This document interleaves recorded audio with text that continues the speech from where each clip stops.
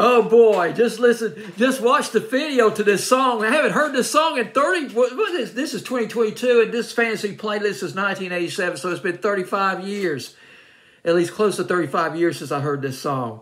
Fantasy playlist of August 29, 1987. Stoked after listening to this song again on YouTube. August 29, 1987 fantasy playlist. It is Women by Def Leppard, the lead single, the lead-off single from Hysteria, the album Hysteria. It was long awaited, 3 years, and this song, it comes packaged with what you would expect from a kick-ass Def Leppard record.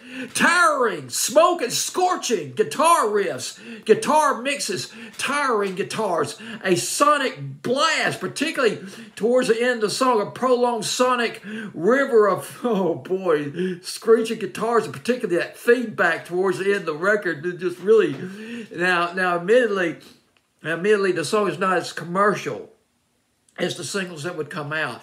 And I have to admit that at the time I was a little disappointed because the song was not quite as,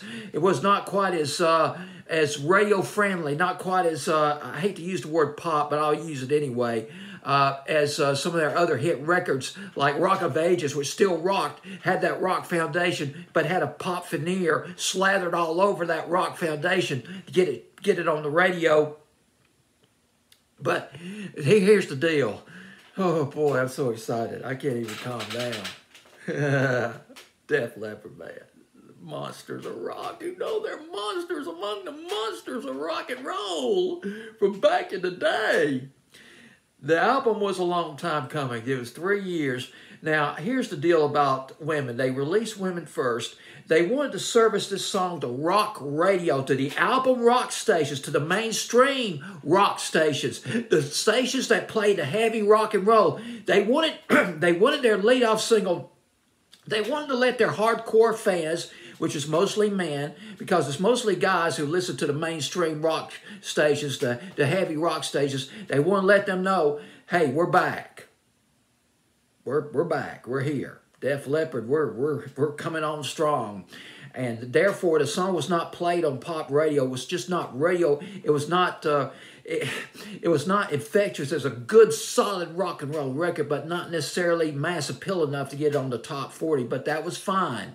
And they only got as high as number 80 on Billboard's Hot 100. But then Animal came out. So that's the strategy. Come out with a high-powered, a pulverizing rock beat, a pulverizing rock and roll record, service for the album radio stations, and then you come out with more of these radio-friendly, still got that rock foundation, they can still rock, but it's more mass appeal. You start bringing in more people, bringing in more of a female audience as well, and getting this song on the radio and getting some top 10 hits. And little did I know, when Women came out, the song came out, I did not know that Hysteria would crank out, I am not kidding, 7 singles. Animal went to number 19. Animal in late 1987. Still with those Godzilla guitar riffs. Just, oh boy. You know, what was his name? Steve, the lead guitarist. I forgot the name of the lead guitarist's name. Was it Steve Clark? Bear with me. I wrote down his name. And this is embarrassing because, oh, Steve Clark. Yeah, that's right, Steve Clark. The Riffmeister. He's not called the Riffmaster for nothing, that's for sure. Animal, and then Hysteria came out around the winter and spring of 1988.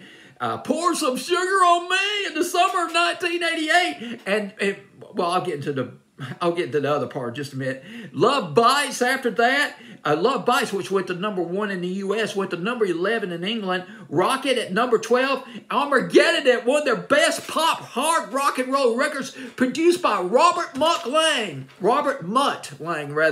and he's worked with Foreigner, AC/DC, Aerosmith. He's one of the big rock and roll producers from back in the day, back in the 80s and 90s. Once again, he was skilled at smoothing out some of the rough edges of the band, of a heavy rock and roll band, taking that rock foundation, putting some pop sensibility, I can't think of the word right now, making it more radio friendly, put this thing on the radio, put a good hard rock and roll song on the radio, let it go top 10. And I tell you what, all these 7 singles, that came off the album, except for Women. Women was, well, actually 8 singles when you consider, when you throw Women into the mix. But the 7 singles from Animal to Rocket, we're talking from the fall of 87 all the way into the spring of 89. So at late 87 all the way through early 1989, every season, boy, there's a Def Leppard hit record off that Hysteria album. This was a singles. This was radio. This was made for radio, played on radio. And now I want to go back a little bit to Pyromania.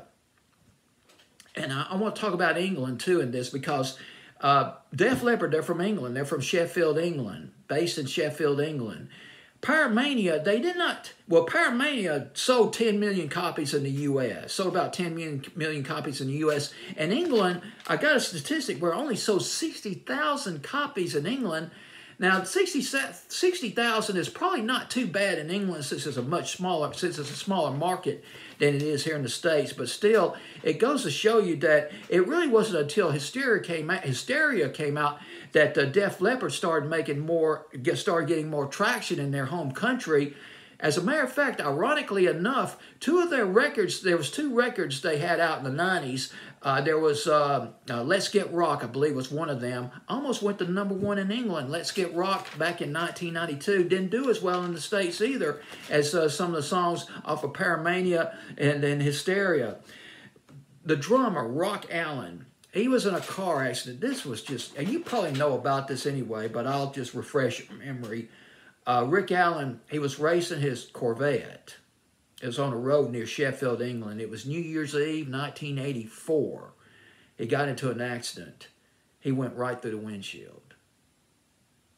His arm came off.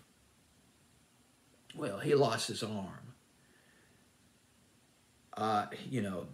This is major adversity. When something like that happens, it's like, you're toast, you're done.